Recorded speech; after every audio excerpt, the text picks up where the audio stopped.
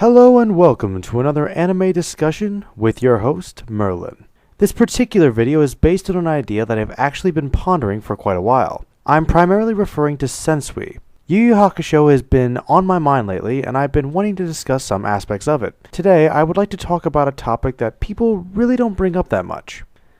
That would be the power of Shinobu Sensui.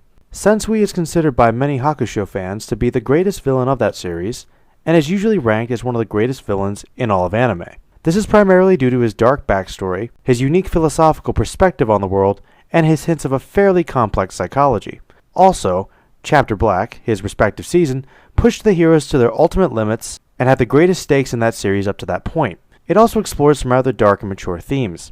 Now, there is no doubt that Sensui is an interesting and rather influential villain, especially for a shonen battle series. However, we will take a deeper look into Sensui's character another time. This video is actually going to focus on a simple but often overlooked little fact that I actually find quite fascinating, frustrating, and amusing all at the same time. Sensui is one of the most overpowered, if not the most overpowered villains in all of shonen anime, at least in regard to the context of his own respective series. To make my point clear, I'm going to compare him to another legendary villain who is also ridiculously overpowered.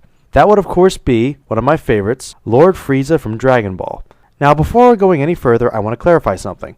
Frieza is more powerful than Sensui by far when the two series are compared side by side. Many series have different power scales in which the abilities and power levels vary depending on the requirements of their series. Though they had more uniquely tailored and useful abilities in Hakusho versus Dragon Ball, in terms of strength and speed and energy output, Dragon Ball is, of course, the most ridiculously overblown in all of anime, probably one of the many reasons for its legendary status. Within the confines of their respective series, however, the gap between Sensui and Team Yusuke, that being the combined powers of Kurama, Hiei, and Kuwabara, was even greater than the seemingly enormous gap between Frieza and the Z-Fighters, which included Gohan, Krillin, Piccolo, and Vegeta.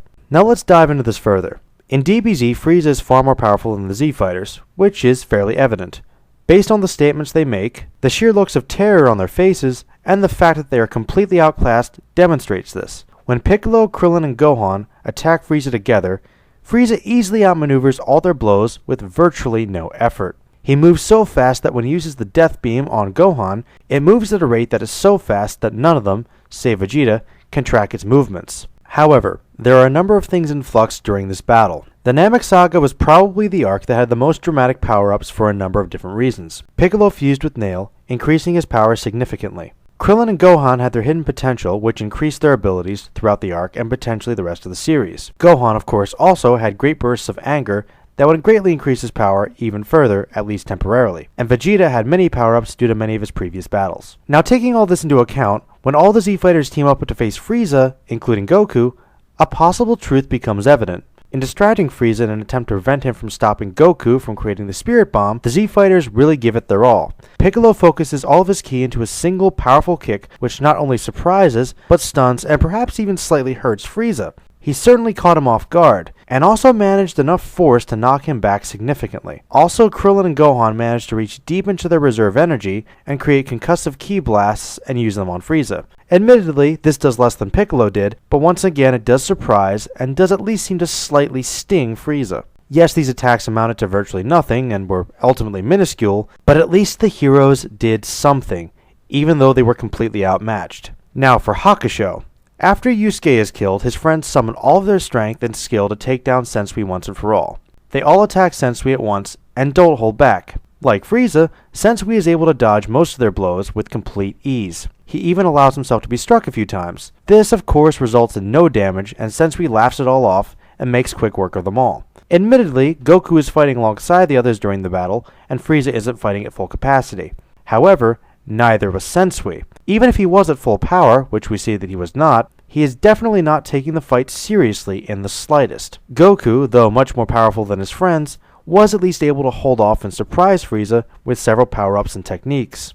At this respective juncture in Hakusho, Yusuke was significantly more powerful than any of his friends, and was still killed by Sensui without the villain having used his defensive or offensive armor. Much like Frieza, he knows he doesn't need to transform, but simply wishes to draw horror from his opponents. Also, we must not forget that Sensui uses various personalities that allow him to tap into every type of power required for combat, making him virtually unbeatable, and even possibly defying some of the rules of his own series. When Yusuke arrives, it is only by harnessing the power of his ancestor Ryzen, one of the most powerful Demon Kings ever, to destroy Sensui. Obviously, this can be compared to the Super Saiyan transformation.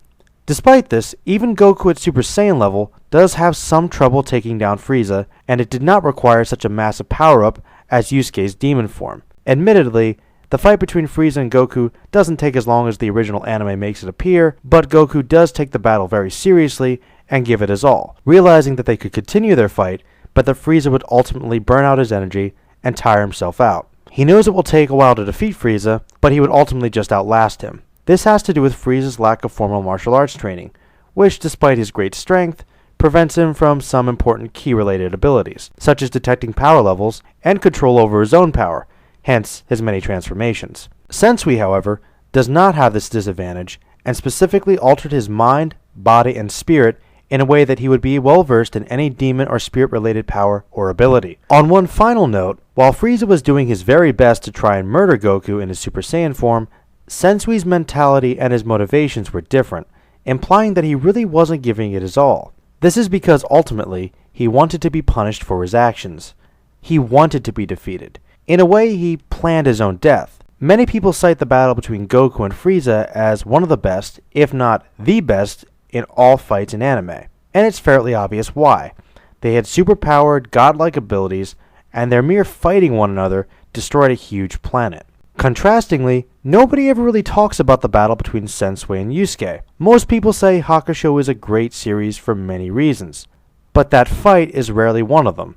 That is because Sensui is so overpowered that the heroes have no chance and can't even hurt him or surprise him in the slightest. It takes an entirely new plot point out of the blue to massively overpower Yusuke in order to solve this problem, compared to Goku's Super Saiyan transformation, which was at least hinted at from the beginning of the DBZ part of the series. It also doesn't help that Sensui wasn't really trying his hardest in that final fight. His heart simply wasn't in it. If it had been, perhaps the outcome would have been different and demons would have roamed the human realm. Frieza and Goku, however, were on basically the same playing field, and were really fighting at their best capacity. Yes, Goku was stronger, but not by the same degree. At the end of the day, I suppose it's all about presentation. Sensui is an interesting and memorable villain, but he may very well be one of the most overpowered villains from his respective series. Well, those were my thoughts on Sensuis Power. Please let me know your thoughts on this discussion and post them in the comment section below. Alright guys, Merlin out. Peace.